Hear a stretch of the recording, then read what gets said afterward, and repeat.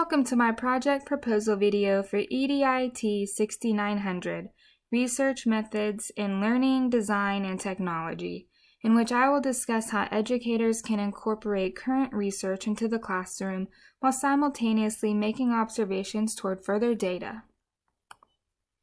My name is Taylor O'Kelly, and I selected this topic after witnessing firsthand as part of my Bachelor's in Education track the types of multimedia and games that are currently implemented in the core curriculum.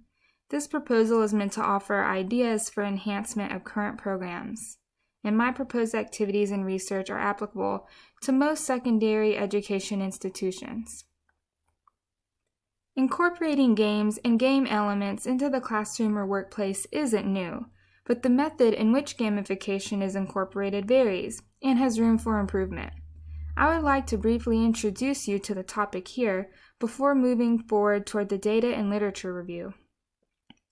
Gamification is a term that gained popularity in 2010, resulting from a need to describe the efforts that people were taking to make the workforce more engaging, with the addition of game design elements like scoreboards, point systems, competition, and badges.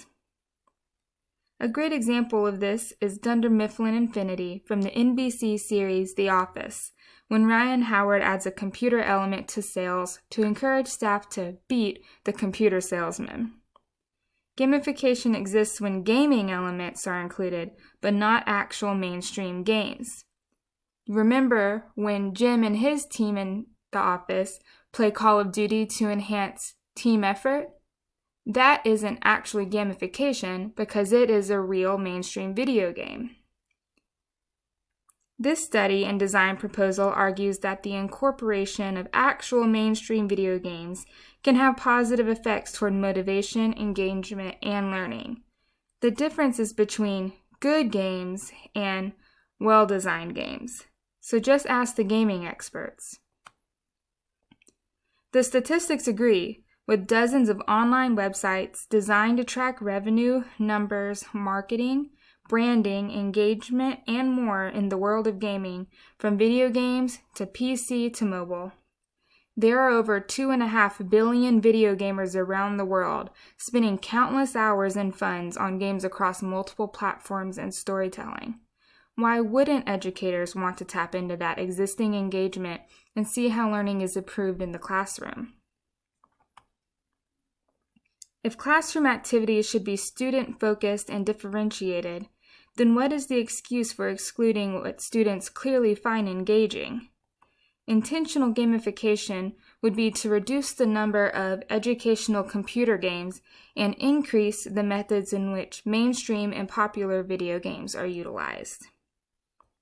As an educator, I understand that administration, policies, class sizes, and limited funds are at the core for why it takes so long for emerging approaches to be implemented into the curriculum. Therefore, my research question asks how, in light of all of this, can cooperative video games in particular be implemented in Common Core curriculum, not necessarily as a permanent fixture, but in the form of lesson plan activities to gather more data. The following articles are a starting point in my research to determine what scholars are already saying about mainstream video games being incorporated into lesson plan activities. They examine why, how, and what happens next. Iyana Iyavasid's Learning Triangle is the foundation on which the rest of the literature stands. Her work in progress review from 2011 is still a great place to start today. The three core components are motivation, engagement, and learning. The three work together, but students must first be motivated to participate and focus before they're engaged enough to learn. And then, hopefully, it's a cycle after that. As mentioned before, players are already motivated and engaged to play the games that they enjoy, and they have no issue learning a host of new things from iconography, maps, contexts, names, abilities, skills, and languages in order to be successful in the game. For a hobby that takes so much time to learn, and for some, a profession, it's fascinating to know that players choose to do this voluntarily. The research indicates that incorporating these mainstream games into lesson plans surprises students who expect something more along the lines of Schoolhouse Rock. And even students who don't play games regularly admit in the Hang Hong article that they still found the games engaging even as they struggled to learn the basic techniques. Research indicates that cooperative video games create a communal space of learning and working together against scenario-based obstacles. As gamers navigate challenges together, they learn how to adjust their speech and attitudes to accomplish a goal with less conflict. This shared sense of belonging is a step toward effective group work, conversations on diversity, and project management as team players determine their strengths and weaknesses. In the next few slides, I'll go into a little more detail on what this implementation could look like, and with some alternatives.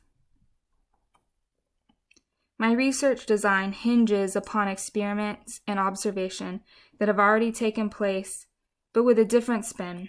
Instead of incorporating traditional educational games, I asked that lesson plans incorporate mainstream video games.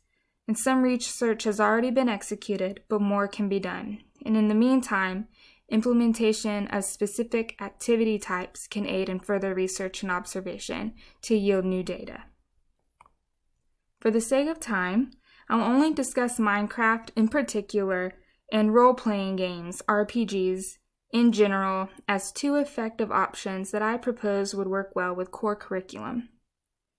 Minecraft is a type of sandbox game that can be played on multiple devices and incorporates so many different subject areas like architecture, design, art, project planning, mathematics, engineering, and even history. There are individual challenges and even team components. And because of its popularity, Minecraft has a special education edition specifically for the classroom and for educators. Similarly, any age-appropriate RPG would have options to help immerse students and players into history and English as they learn the context and skills and terminology and maps that I listed before. Another popular RPG would be an Assassin's Creed. It's a huge franchise that looks at all different kinds of historical and storytelling eras. A few sample activities that I propose for development and implementation revolve around your student demographic in particular. What subject are you trying to teach? What is the grade level? What are your students' demographic? What is your common core standard? What do your students enjoy or not enjoy? And what do you and your students have access to? These determine the effectiveness of the activities.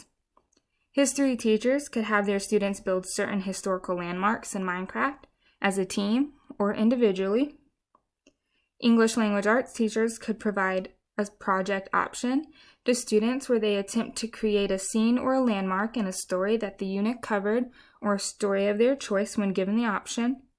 And when playing is not possible, students can watch what are called walkthroughs or playthroughs on YouTube of gamers building, creating, exploring, and completing the game. Students can be tasked with the option to write various reflections or stories based on what they observe. The options are endless. The implementation of something new in the classroom is an opportunity to research and gather data on the effectiveness and outcomes of what was implemented. A mixed methods approach could be beneficial. Interviews, surveys, questionnaires, and observation can assess whether or not students were meeting the learning goals or whether or not they enjoyed the tasks at all. And written or verbal reflections are another opportunity to determine what students have learned from these activities, meeting the needs of the ELA Common Core standards. Ultimately, the goal is to have students motivated enough to engage. So why not try something that the money and the websites and the TV shows, why not try something that all of these marketing attempts have proven that most people enjoy? And if they don't, perhaps just flipping the classroom and surprising the students might be enough to get them to try.